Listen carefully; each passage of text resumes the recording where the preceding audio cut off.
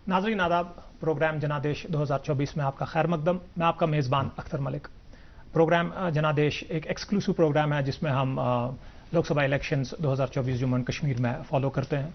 और इस एपिसोड में हमेशा की तरह हमने आज फिर से मदऊ किया है दो पॉलिटिकल पार्टीज़ के रिप्रेजेंटेटिव्स को। मैं अपने मेहमानों का तारुफ करा दूं। मेरे बाएं जानिब बैठे हुए हैं एडवोकेट शेख सलमान साहब। शेख सलमान साहब जो हैं स्टेट हेड हैं आईटी के भारतीय जनता पार्टी के, और उसके साथ साथ ये लोकसभा कैंपेनिंग के श्रीनगर कॉन्स्टिट्यूंसी के इंचार्ज भी हैं। मैं आपका वेलकम करता हूं। उनके साथ तशरीफ फरमा हैं शेख उवैस साहब जो एडिशनल स्पोक्स पर्सन हैं जम्मू कश्मीर नेशनल कॉन्फ्रेंस के, और सेंट्रल कश्मीर जो है वो पर्टिकुलरली इनका इंटरेस्ट जोग्राफिक जोन या इलेक्शन के हवाले से जो है।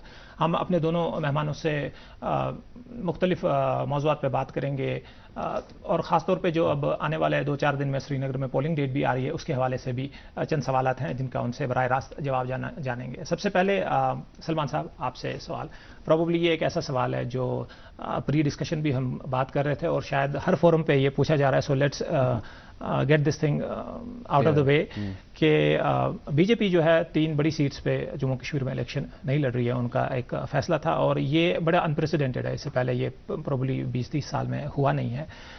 एक तो ये बता दें कि इससे इसके मुहर्रिकात तो चलें पब्लिक में आए हुए हैं डिफरेंट, बट हम आपसे जानना चाहते हैं कि इसका क्या इफेक्ट होने वाला है बकिया 3 सीट्स पे जो जम्मू की हैं। आपको लगता है कि इससे कोई मनफी या मस्बत असर पड़ने वाला है?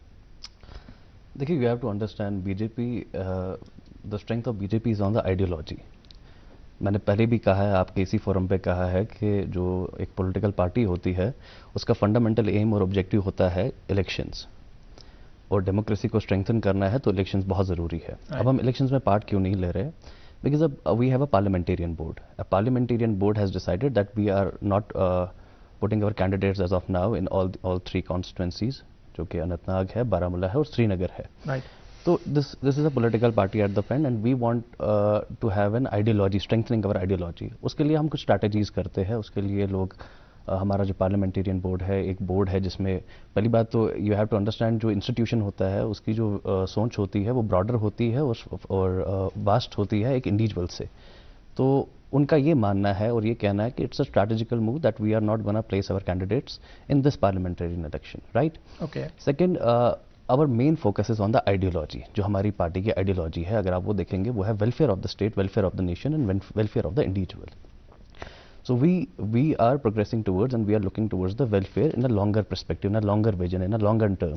ये नहीं है कि हम we are not so much power driven that we want power and we want it now. Okay. We want elections and we want our representatives and we want it now. We are working for a narrative, we are working for an idea, we are working for a vision, and for that vision we have placed a strategical move that we are not placing our candidates as of now. Perfect, Salman साहब, like a true politician आपने digress भी कर लिया, कहीं हमें लिया भी, but you did not answer my question. But वैसा I did answer your question, I will come back to that. Right. वैसा वी अंडरस्टैंड, आई मीन इस पे डिस्कशंस तो चले होती हैं, बट प्रोबेबली जो पहली बात कही गई जब बीजेपी ने ये डिक्लेयर कर लिया कि वो 3 मेन सीट्स पे नहीं लड़ेंगे, तो एवरीबडी थॉट दैट प्रोबेबली इसका जो बेनिफिट है डेफिनेटली बड़ी पार्टीज को, जिनमें से जेकेएनसी भी एक है। लेकिन now that BJP is out of the फ्रे, अभी 3 पार्टी इन 3 सीट्स पे नहीं लड़ रही है, तो ये जो बीजेपी का ना होना, ये जो इसकी एडवांटेज है वो तो सबके लिए एक जैसी हो रही है। सो ये मुद्दा कि प्रोबेबली 2019 के बाद क्या हुआ, क्योंकि पॉलिटिकल कॉन्टेक्स्ट तो चेंज हुआ डेफिनेटली, और हम देख रहे हैं कैंपेनिंग में बड़ा जोर इस पे लगाया जा रहा है। लेकिन ये सारी पार्टीज लगा रही हैं, ये जेकेएनसी नहीं लगा रही है, ये बकिया पार्टीज भी लगा रही हैं। हम आपसे जानना चाहते हैं कि इस 2019 या इसके बगैर जो एजेंडा या आप क्या समझते हैं कि आप लोगों के पास क्या लेकर जा रहे हैं बियॉन्ड 2019, जो बकिया पॉलिटिकल पार्टीज का एक काइंड ऑफ कंपटीशन पॉइंट बन जाए? पहले तो मैं आपका शुक्रिया करता हूँ that you guys have called me for your show, and यही बात किया हमारा जो एजेंडा है, लाइक वी आर दैट्स 2019 5 अगस्त, लाइक हम उसी पे है, हमारा स्टांस जो है कि हम डटे हुए हैं, लाइक कि जो हुआ वो होना नहीं चाहिए था, like so and then if you talk about this gentleman is sitting out here, is been saying कि 10 साल से इन्होंने पूरे डेमोक्रेसी का मजाक बना के रख दिया जम्मू कश्मीर में। 10 साल से लोगों ने इलेक्शंस नहीं किए। अब ये पॉइंट पुट करेंगे अपनी वो पॉलिटिक्स। देखो मैं बहुत when I go for any show और something, you know, I really like to talk like straightforward, like you know, कि आप 10 साल से आपने हम लोगों को अंधेरे में रख दिया। 10 साल से आप मुझे बताइए कि 10 साल से अगर आप पावर में थे तो आपको क्या जरूरत पड़ी फिर भागने की? ये हो गया कि इनको पता थी कि इन्होंने ग्राउंड पे कुछ किया नहीं।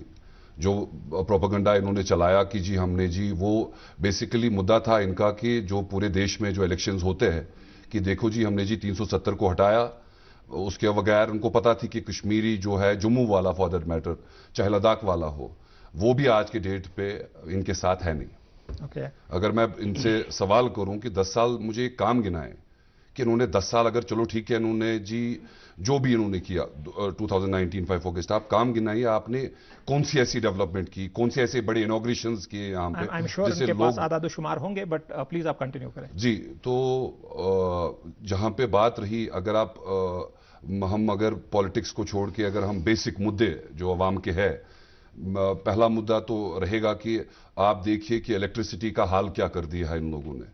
जब हम पावर में थे, चाहे आप हिस्ट्री उठा के देखिए, वो लोगों के पास कुछ छुपा रखा हुआ तो कुछ है नहीं कि उस टाइम पे हम कैसे मैनेज करते थे, कैसे इलेक्ट्रिसिटी का एक सिस्टम था। आप लोगों ने हमें स्मार्ट मीटर भी पुट किए कुछ, उसके बाद स्मार्ट मीटर नहीं, अब जी कोई और मीटर आ रहा है, वो भी लोगों को आपने पुट किए, वहां से आपने लोगों से पैसा हड़पा। फिर उसके बाद भी ये चीजें होके भी इलेक्ट्रिसिटी कहीं ग्राउंड पे दिखती नहीं है। आज के डेट पे where in summers, like you know, कि चलो विंटर टाइम पे हार्श रहता है, स्नोफॉल ज्यादा रहता है, लाइनें कट जाती है, समझ आ जाती है बात। बट आज के डेट पे भी जो मेन लोकल हमारी जो जनता है जो फेस कर रही है, that's electricity. I want go with the second thing. इन्होंने एक नैरेटिव कश्मीर के अंदर क्रिएट किया, पूरे J&K के अंदर, स्मार्ट सिटी को लेके। उसमें भी अगर आप देखेंगे, देखिए ये पूरे अवाम को पता है, जब एक इतना बड़ा ट्रैफिक मैस न प्लानिंग थी, एक अगर अच्छे से एक प्लानिंग, एक एग्जीक्यूशन, हम उसके खिलाफ नहीं है। स्मार्ट सिटी बने, बहुत स्मार्ट बने, we are with that, it's a development and we are with that. But समझ नहीं आया कि ये जो प्लान करने वाले थे, कि आपको ये समझ नहीं आ रहा है कि आपकी प्लानिंग क्या है, कि आपका ट्रैफिक मैनेजमेंट क्या है। पहले आप उस पर रिसर्च करते और उसके बाद प्रोबेबली एग्जीक्यूशन पे फिर आप एग्जीक्यूट करते। ये मेरे सवाल नहीं है, ये लोगों के सवाल है। वैसा प्रोबेबली वैसा जो बताया है, एक तो ये चीज़ भी नाज़रीन बता दी कि 2019 में जो हुआ वो बुनियादी इशू तो है ही है, लेकिन उसके साथ साथ जो ट्रेडिशनल इश्यूज रहे हैं इलेक्टोरल पॉलिटिक्स को लेकर, वो भी इशू हैं। लेकिन मैं सलमान साहब की तरफ वापस आऊँगा। सलमान साहब, एक तो ऐसी चीज़ें कि जो वैसा आपने हाईलाइट की हैं, एक तो वो चीज़ें अगर आप कोई रिपोर्टल देना चाहते हैं तो वो, लेकिन उसके साथ मैं प्रोबेबली ऐड कर दूँ अपने पुराने सवाल पे, जो मैंने कहा था कि आप यहाँ कंटेस्ट नहीं कर रहे हैं, इसका क्या असर रहेगा जम्मू और लद्दाख की वो जो बकिया 3 सीट्स हैं, क्या उन पर कोई असर पड़ेगा? एक तो ये, और दूसरी चीज़ ये है कि दीगर रियासतों में मुल्क भर में इलेक्शन कैंपेन्स के दौरान कश्मीर का डेफिनेटली जिक्र हो रहा है, और ये बड़ी एक अजीब सी बात है हर किसी के लिए समझने के लिए कि अगर वहां पे कैंपेन में कश्मीर का नाम लिया जा रहा है, तो आई थिंक इसका एक लाजमी या लॉजिकल नतीजा ये होना चाहिए था कि आप फ्रेम में आ जाते यहाँ पे। मैं चला जाऊंगा, लेकिन पहले सलमान साहब, ये 3 सवाल मुख्तसर जवाब आपका प्लीज। पहले जो ये हमारे NC से आए हैं, तो ये कह रहे हैं कि इलेक्शन नहीं हुए, इलेक्शन हुए, हमने डिसेंट्रलाइज किया इलेक्शन को। इलेक्शन खाली असेंबली के नहीं होते। 2018 में भी इलेक्शन हुए, पार्लियामेंटेरियन इलेक्शन हुए, फिर DDC BDC के भी इलेक्शन हुए, पंच सरपंच के भी इलेक्शन हुए, फिर म्यूनसिपल कॉर्पोरेशंस के इलेक्शन हुए, जहां हमने कॉर्पोरेटर्स को एम्पावर किया, जहां हमने डिस्ट्रिक्ट बॉडीज़ को, जहां अलग अलग बॉडीज़ को कॉन्स्टिट्यूंसी लेवल तक हमने लोगों को एम्पावर किया। उसको कहते हैं डिसेंट्रलाइजेशन। हमेशा जो असेंबली होता है, because they are all focused on the assembly, इसका ये मतलब नहीं कि असेंबली ही एक इलेक्शन होता है।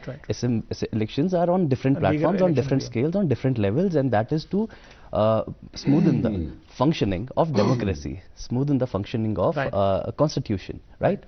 Then we move on to the development perspective. They are saying कि smart cities and all that. मैंने पिछली बार भी यही कहा, मैं फिर से दोहराना पड़ रहा है मुझे ये। Development is not only from one perspective, that is आपने दीवारें रंग दी, ब्रिज बना दिए, सड़कें बना दी। डेवलपमेंट के बहुत सारे परस्पेक्टिव्स होते हैं। एक परस्पेक्टिव ये भी है डेवलपमेंट का कि जहां हमारे बच्चे को बाल पुरस्कार मिलता है। एक डेवलपमेंट का ये पर्सपेक्टिव है कि जहां हम सारे युवा मेन स्ट्रीम पॉलिटिक्स में आते हैं, ताकि मेरा फादर पॉलिटिक्स में नहीं था, मैं जितने लोगों को बीजेपी में जानता हूं या कई लोग और भी पार्टीज मुख्तसर पार्टीज में आए हैं, उनके भी फादर जो है पॉलिटिकल बैकग्राउंड में, पॉलिटिकल एसोसिएशन में नहीं थे। तो डेवलपमेंट का ये भी एक पर्सपेक्टिव है कि जहां हम मेन स्ट्रीम पॉलिटिक्स में आ रहे हैं। डेवलपमेंट का ये भी एक पर्सपेक्टिव है कि जहां एक डाउनटाउन से एक जो शख्स है जो अपनी वुड कार्विंग करते हैं, उनको पद्मश्री मिला। तो डेवलपमेंट के बहुत सारे पर्सपेक्टिव है। एक पर्सपेक्टिव ये भी है डेवलपमेंट का कि जो हमने सेंट्रलाइज किया, डिसेंट्रलाइज किया पावर को, इलेक्शन फ्रेम को। फिर इलेक्ट्रिसिटी की बात इन्होंने कही कि इलेक्ट्रिसिटी जो है वो इन्होंने भी कुछ खास नहीं किया। ये काफ़ी टाइम गवर्नमेंट में थे, हम खाली 5 साल है। 5 साल हमारी सेंटर जो है यहाँ पे पहले जो थी, क्योंकि गवर्नमेंट चीफ मिनिस्टर की होती है, गवर्नमेंट बीजेपी, एक सेकेंड, अरे let me just complete. Government जो होती है वो चीफ मिनिस्टर की होती है, राइट? और चीफ मिनिस्टर की गवर्नमेंट के अंदर, चीफ मिनिस्टर की लीडरशिप के अंदर, नेतृत्व के अंदर पॉलिसीज बनती है, and it is the chief minister who runs the government. अभी ये जानेंगे तो कुछ टाइम बाद जब अनुभव होगा। और and then let me complete there are other questions now, let me just because you have asked, so it is my moral responsibility. Let me just complete first, right? So then it is, they have not even delivered so too much to the infrastructure of the electricity and other infrastructures as well. Now you came up to the another thing that is called what you called it as a what is going to be the impact overall India. Exactly. We have not. Ultimate goal is that we have to make Narendra Modi ji Prime Minister. Okay. And that goal is set already. Okay. And we have achieved that goal. Because लोगों ने mandate दिया है नरेंद्र मोदी जी को, and they have, they have shown their dissent to other parties with the anti-national elements, with the soft terrorism, with the soft separatism, with the corner of corruption, with the corner of, soft corner for Pakistan and the agenda of Pakistan and whatnot. So they have chosen Narendra Modi ji, and the ultimate goal is that we will make our prime minister. That we will make. उसके लिए ये 3 seats. ये 3 seats are relevant. And one more thing. Now my question is also there. I'm not here to answer. I also here to question, right? Yeah, sure. Equal opportunities. ये बता दीजिए इनका क्या manifesto है, एक मैक्रो लेवल पे क्या manifesto है और एक माइक्रो लेवल पे क्या मैनिफेस्टो है। बारामूला कॉन्स्टिट्यूंसी में इनका क्या माइक्रो मैनिफेस्टो है, श्रीनगर में क्या माइक्रो मैनिफेस्टो है, और अनंतनाग राजौरी में क्या मैनिफेस्टो है, और कश्मीर के लिए क्या मैनिफेस्टो? आई थिंक सलमान साहब ने मेरा काम कर दिया सवाल करना, बट आई थिंक सलमान साहब को बड़ा जिम्मेदारी से ये काम करना चाहिए कि बीजेपी के रिप्रेजेंटेटिव सवाल पूछने के लिए इनको फ्रेम में होना चाहिए था। सो प्रोबेबली मैं ये जिम्मेदारी लेता हूँ कि मैं उवैस साहब से ये सवाल पूछूं। प्रोबेबली सिंस बीजेपी कंटेस्ट नहीं कर रही है, आई डोंट थिंक कि मैं ऐसा तो नहीं कहूंगा उनका राइट नहीं है, but then the point is that they are a political party कि वो वहां पे डेमोक्रेसी में हर एक का राइट होता है। एग्जैक्टली, सो मेरा राइट है as a common citizen, not even if exactly I said BJP is representative, but as a common citizen I can ask question. Exactly, Salman sahab has empowered me. Exactly. So it is not your frame or my frame, it is just a question. Exactly. तो सलमान साहब ने आपके सामने रहा कि सलमान साहब ने क्या बताया कि आइडिया ये है कि प्राइम मिनिस्टर बनाना है, और उसके लिए ये ज़रूरी नहीं है कि इन 3 सीटों या बकिया 4 सीटों पे, बट वैसा साहब प्रोबेबली आप इस सवाल का भी फिर जवाब दें। लेकिन एक और सवाल जो मेरे जहन में था इमीडिएटली इसके बाद कि सलमान साहब से तो हमने जाना कि इसका क्या असर रहेगा, जो हमें समझ आया कि इसका कोई असर नहीं रहेगा बाकी, लेकिन एक तो ये कि बाकी सीट्स पे क्या असर रहेगा। वी ऑल्सो अंडरस्टैंड कि 2019 के बाद ये पहला इलेक्शन है, बड़ा इलेक्शन है, और इसके बाद मुतअद्दिद हम एक्सपेक्ट कर रहे हैं कि इलेक्शंस होंगे। उसके बाद शायद असेंबली का इलेक्शन हो जाए, जैसे सलमान साहब ने कहा दीगर इलेक्शंस हो जाए, तो एक बहुत बड़ा मोमेंट है ये उसको ना अपने प्लान्स को सेट करने का। आपको क्या लगता है कि इस इलेक्शन में पार्टी न रह के क्या बीजेपी ने एक एडवांटेज खो दी है आगे जाने की, और इसका कॉम्प्लीमेंट्री कि क्या जेकेएनसी को लग रहा है कि दिस इज अ मोमेंट कि वो एनकैश करे और अगले इलेक्शंस में भी प्रोबेबली यही बात आगे चलाए? It's not about getting things encashed और समथिंग। अभी जैसे ये बता रहे थे कि के इलेक्शंस इन्होंने किए, इन्होंने जी बड़ा लार्जर रिस्पेक्ट है, मोदी जी को जिताना है। मुझे एक चीज खुदारा बताए कि मोदी जी ने देश के लिए किया क्या। 15 जनता को 15 लाख अकाउंट में एक नैरेटिव चलाया इन्होंने, फेक नैरेटिव, वो इलेक्शंस में इन्होंने भेजा। इन्होंने 370 का जो इनका मैनिफेस्टो था, इट वाज जस्ट गिमिक, कि जो ये देश भर में लोगों को भेजे। इन्होंने तो देश में बोला लोगों को कि Kashmir is booming, Kashmir is nice, हमने जी ये किया, कश्मीरियों के लिए वो किया। तो ये इलेक्शन से भागे क्यों? अगर इन्होंने सब कुछ बहुत अच्छा किया, कश्मीरी हो या जम्मू वाला हो या फॉर दैट मैटर लद्दाख वाला हो, इन्होंने बहुत अच्छा किया, तो फिर भागने की क्या जरूरत थी? इलेक्शन ही करते। मुझे बताइए खुदारा, एक एग्जाम्पल मुझे बताइए, comes from a background of I heard that is a lawyer as well. मुझे बताइए एक जगह आप कंट्री में जहां पे आपने अखंड स्टेट को यूटी में कन्वर्ट कर दिया।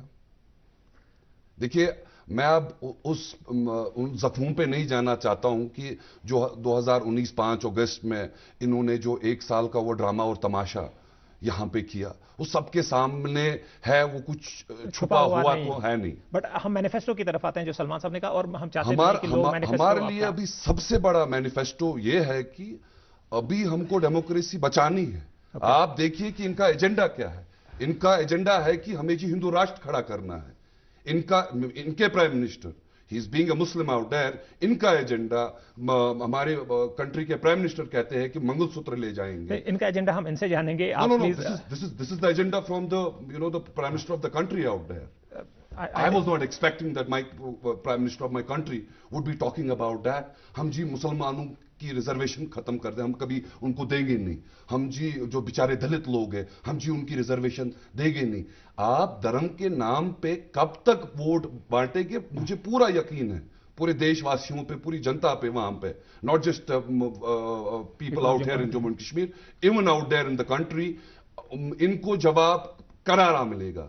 आपको 370 से आप वहां पे गरीब का पेट नहीं भरेंगे। आपने वादे किए थे 10-10 लाख जॉब देने के, कहां है वो जॉब? अब आप कश्मीर का अगर देखेंगे, एम्प्लॉयमेंट की बात करते हैं, जो ये बात करते हैं, let's talk about the facts and figures. जब हमने सरकार छोड़ी 10% एम्प्लॉयमेंट था यूथ के अंदर। आज के डेट पे 35% अनएम्प्लॉयमेंट पहुंच चुका है।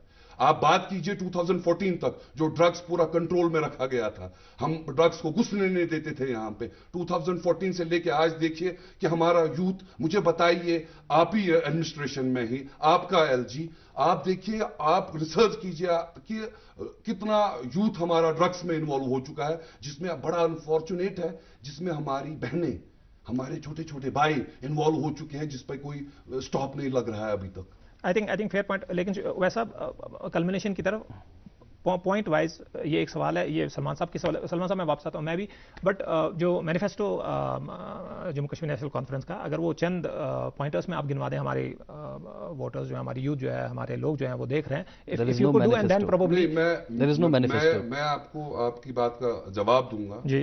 ये जो इलेक्शन है, रोड, बिजली, सड़क, तो हर एक ये जो भी पार्टी आएगी उसको ये करना ही करना है। जो 2019 5 अगस्त को जो कॉन्स्टिट्यूशन ने हमें दिया था, लार्जर पॉइंट डेमोक्रेसी बचानी। Obviously the democracy we need to safeguard that. I think loud and clear fair point उन्होंने किया है कि डेमोक्रेसी बचाना है, ये लार्जर पॉइंट है। बाकी चीजें जो है वो किसी भी गवर्नमेंट को जो भी वोटिंग के बाद रिजल्ट जैसे भी आएंगे, जो भी आएंगे, उनको वो देना है। आई थिंक वैसा वाज वेरी क्लियर।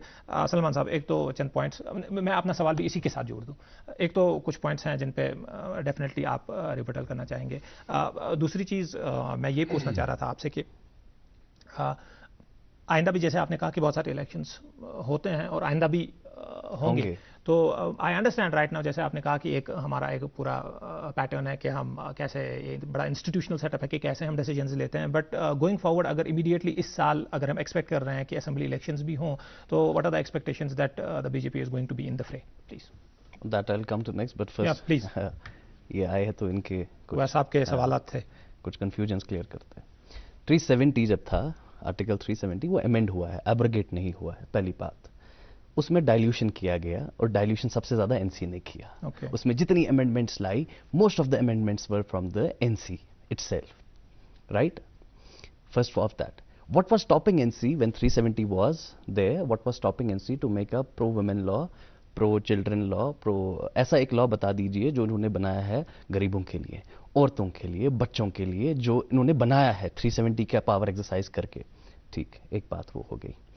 370 इनको रोक रहा था शायद, मुझे लगता है अगर 370 था, वो टेररिज्म से इनको, जो सेपरेटिज्म का सॉफ्ट कॉर्नर था उसको करप्ट करने के लिए, पाकिस्तान के एजेंडा को करप्ट करने के लिए, देखिए हड़ताल को करप्ट करने के लिए, स्टोन पेल्टिंग को करप्ट करने के लिए, बम ब्लास्ट को करने के लिए, करप्ट करने के लिए, इनोसेंट किलिंग्स को ख़त्म करने के लिए, पर्सनल आर्मी पर्सनल्स की किलिंग को कम करने के लिए, टेररिज्म के इंसिडेंट को कम करने के लिए, टेररिज्म के एजेंडा को करप्ट करने में क्या रोक रहा था इनको? मशीनरी तो थी ना इनके पास, सारी मशीनरीज थी, जो आज मशीनरीज है, जो आज इंस्टीट्यूशंस है, जो आज सिक्योरिटी एजेंसीज है या काउंटर एजेंसीज है, वो तब भी तो थी। तो तब क्यों नहीं रोक रहे थे? क्योंकि इनके इंटेंशन नहीं थे। अब ये फिगर्स की बात करते, चलिए इतना बताइए, जब जब इनकी सरकार थी कितनी इनोसेंट किलिंग हुई है? कितने लोग पैलेट से मरे हैं? कितने लोगों ने अपनी आंखें खोई है? कितने माँ बाप जो है उन्होंने अपने बच्चे खोए हैं? फिगर्स है इनके पास, उसके उनके डेटा है इनके पास। ये एम्प्लॉयमेंट की बात, इनके एम्प्लॉयमेंट का भी मैं जवाब दूंगा, ये पूरे तरीके से वाकिफ नहीं है पॉलिसी मेकिंग से, इनको थोड़ा सा बताता हूं मैं। आगे चलते हैं हम, आगे हम बात करते हैं कि जो हमारी इन्होंने बात गिनाई कि हमने एनसी ने किया, एनसी ने एक इख्तिदार के लिए पावर ड्रिवन पार्टी है, इलेक्टोरल ड्रिवन पार्टी है, सीट्स चाहिए, पावर में चाहिए, पैसा चाहिए। They are basically always work for ulterior motives. Ulterior motive सबसे इंपॉर्टेंट है सेफ्टी, एक एनवायरनमेंट देना। बच्चों के स्कूल तक बंद थे, कितने बच्चे थे बताइए? 30 दिन स्कूल जाते थे, 40 दिन स्कूल जाते थे। क्या एजुकेशन सिस्टम होता? क्या वो कर पाते ग्लोबल प्लेटफॉर्म से कंपीट जब वो स्कूल ही नहीं गए? जिन बच्चों की एजुकेशन में फ्लॉ है, जिन बच्चों के एजुकेशन सेटअप में ही डेफिशिएंसीज है, क्या वो ग्लोबल सेटअप पे कंपीट कर पाएंगे? क्या वो उन लोगों से कंपीट कर पाएंगे जो 230 दिन स्कूल जाते हैं, 300 दिन स्कूल जाते हैं और वो 30 दिन जा रहे हैं? चलिए ग्लोबल सेटअप छोड़ दीजिए, नेशन वाइड कंपीट करने की उनकी वो कैपेसिटी खत्म हो जाती है, उनकी क्रेडिबिलिटी खत्म हो जाती है। अब इनकी तो पॉलिसी से हम बिल्कुल वाकिफ है और डेटा से भी वाकिफ है।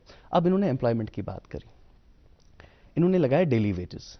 मैंने पिछली बार भी इसी प्लेटफॉर्म पे ये बात, इनकी एक बड़ी काबिल पॉलिटिशियन है सारा जी थे, तो मैंने एम्प्लॉयमेंट पे भी इनको बोला कि जब आपकी एम्प्लॉयमेंट थी, डेली वेजेस हमने नहीं लगाए। डेली वेजेस के लिए क्या फाइनेंशियल पॉलिसीज थी इनकी, क्या स्ट्रक्चर्ड पॉलिसीज थी? आज सारे डेली वेजेस हड़ताल पर बैठे हैं, आज 33,000 लोग हड़ताल पर बैठे हैं। फाइनेंसेस कितने इनके हैं? जो इनके जो स्टेट फाइनेंसेस है, जिनका काम है फाइनेंस जनरेट करना, जो भी इंस्टीट्यूशन स्टेट के है जिनका काम फाइनेंस जनरेट करना है, उनका डेटा है इनके पास। कितनी जो स्टेट की इंस्टीट्यूशंस है जो फाइनेंस जनरेट कर रही है, जो एम्प्लॉयमेंट है, basically it has to generate finance ना, we have to have finance for that needs to be structured, that needs to be organised, that needs to have a long term policy and a very firm and proper policy. अभी जो daily wages BJP ने लगाए? नहीं। किसने लगाए? NC ने लगाए, most of them by the NC government. उनके लिए क्या पॉलिसी थी इनके पास? आज वो रोज प्रोटेस्ट पे होते हैं, आज वो रोज धरने पर होते हैं। उनके डेली वेजेस इतने कम है कि एक लेबर जो है, जो जिसको हम कशर मजदूर कहते हैं, कशर मजदूर कहते हैं, वो ज्यादा लेता है उनसे। तो इनकी क्या नहीं, और इनके कुछ सवाल थे, और अगर आप उसको बता सकते हैं तो I can just counter that please. नहीं, मेरा सवाल था, आई डोंट नो, बट आपका क्या सवाल था? एक प्रोबेबली वो सवाल भी मैं पूछूंगा, बट ये भी पूछ लूं कि आई मीन एक पार्टी जो प्रोबेबली डायरेक्टली और इनडायरेक्टली गवर्न कर रही है, वो प्रोबेबली ऐसे नहीं छूट सकती कि पिछली पार्टी ने किया, two wrongs don't make a right. तो द पॉइंट इज दैट, मैं अपने सवाल पे वापस आ जाता हूं कि आइंदा जो आपने कहा डिफरेंट लेवल्स पे इलेक्शंस होते हैं, सिर्फ लोकसभा इलेक्शंस नहीं, शायद हम एक्सपेक्ट कर रहे हैं कि इसी साल या आइंदा साल असेंबली इलेक्शंस हो या फिर डिफरेंट। तो ये जानना था कि is there any thought right now among BJP की कंटेस्ट करना है, नहीं कंटेस्ट करना है? और एक और सवाल आपकी बात करते हुए मुझे जहन में आ गया कि आपके बड़े जितने भी लीडर्स हैं जब वो आए थे, तो when probably the decision was out कि BJP is not contesting 3 elections, तो ये तो उन्होंने, अब उस टाइम तो इलेक्शन में वोट नहीं मांग सकते, बट उन्होंने डेफिनेटली कहा था कि किस किस को वोट नहीं देना है, लोगों से ये भी कहा था। तो इन दो चीज़ों पे, that how do you see that? और पहला वो सवाल कि आइंदा जो इलेक्शंस है, इज देयर एनी आइडिया? उस पे भी आऊंगा, but I will tell you vote ना देने की बात किया। हमारा काम है कि डेमोक्रेसी को स्ट्रेंथन करना, इनका काम था डेमोक्रेसी को वीकन करना। डेमोक्रेसी का सबसे इंपॉर्टेंट और एसेंशियल एलिमेंट होता है वोटिंग, इलेक्शंस। और उन इलेक्शंस को प्रोपेगेट करके, उन इलेक्शंस को बीट अराउंड द बुश करके ये हमेशा बाइकआउट करवाते थे। एक छोटा पोर्शन जो है वहां से वोटिंग आता था, इनका जो कैडर था, जो इनके लोग थे, कुछ 1% लोग थे, वही वोट करते थे, और वोटिंग परसेंटेज हमेशा बहुत कम रही है। आपको पता है ऑल ओवर कश्मीर कितनी वोटिंग परसेंटेज कम रही है। इन्होंने उसको वो बाइकआउट करने में इनका पूरा हाथ रहता था। हमारा हाथ है कि भैया आप ऐसा करें कि जो भी पार्टी है, दो सैग्रीगेशन एक ही लेवल पर होनी चाहिए। सैग्रीगेशन इस लेवल पर होनी चाहिए कि एंटी नेशनल है या नेशनलिस्ट है। ओके, इससे ज्यादा कोई सैग्रीगेशन नहीं होनी चाहिए। हम ये सैग्रीगेट कर रहे हैं कि अगर आप किसी को भी वोट दे रहे हैं, पहले वोट दीजिए, ensure, make sure that you will vote, make sure that you will strengthen our democracy, make sure you will strengthen our constitution, make sure you will exercise your rights, and then you choose wisely. उसमें कोई ये नहीं है कि कोई काला है, गोरा है, कोई इस जगह से उस जगह से, उसमें एक ही है कि कोई नेशनलिस्ट थॉट को जो मानता है, जो नेशन के वेलफेयर के लिए काम करेगा, और जो एंटी नेशनल एलिमेंट्स को पनपने दे रहा है, पाकिस्तान के एजेंडा को पनपने दे रहा है, उसको डिसेंट करिए, और जो नेशनलिज्म को स्ट्रेंथन कर रहा है उसको इलेक्ट करिए। और रहा सवाल, रही बात आपने आगे इलेक्शंस के बारे में, आगे इलेक्शंस के बारे में, इलेक्शंस में हमारे प्रवक्ता होंगे, हमारे जितने भी आप नए नए चेहरे देखेंगे, नए नए लोग देखेंगे, आप सोसाइटी से ऑर्गेनिक लोग देखेंगे जो सच में सोसाइटी में काम करते हैं, सोसाइटी में रहते हैं, ग्राउंड से जुड़े हैं, लोगों के बीच में है, लोगों के बीच में डिलीवरीज कर रहे हैं।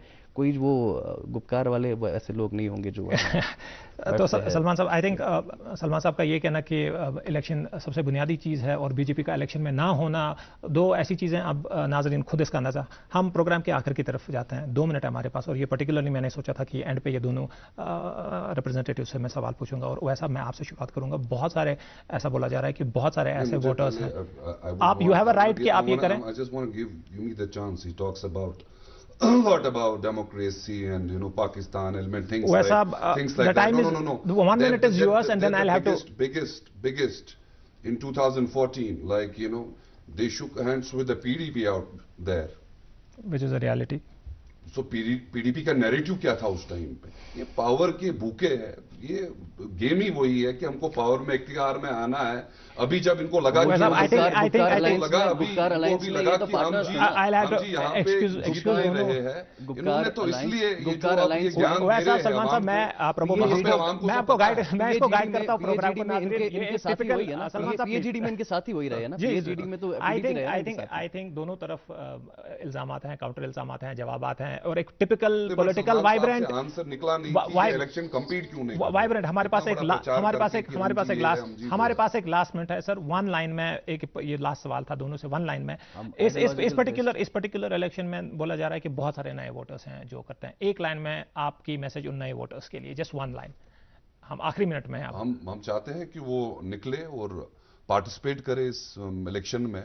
जो भी उनको लग रहा है कि अगर उनको लग रहा है कि हमारा जो मैनिफेस्टो हमने ग्राउंड पे रखा है लोगों के सामने, तो अगर उनको वो पसंद आ रहा है वो कीजिए, या जो पार्टीज वहां पे ABC पार्टीज है, अगर उनको उनका मैनिफेस्टो, क्योंकि बीजेपी तो कहीं है नहीं। थैंक यू सलमान साहब, फर्स्ट टाइम वोटर्स हैं बहुत सारे। फर्स्ट टाइम जो वोटर्स है, जो नए वोटर्स है, जो 18 से लेकर 25 साल के बीच में, उनको हम नए वोटर्स मान रहे हैं। उनसे यही एक मैसेज रहेगा कि डेमोक्रेसी को स्ट्रांग करिए और choose wisely, exercise your rights properly and with the right direction, with the right motive. और आपको पता होना चाहिए कि जो आपका रिप्रेजेंटेटिव है उससे आपने काम करवाना है। Perfect. I think the message is loud and clear. आपने दोनों मेहमानों से सुना कि नए वोटर्स को लेकर, जो बकिया वोटर्स हैं, मैनिफेस्टो को लेकर, काउंटर एक्यूजेशंस को लेकर।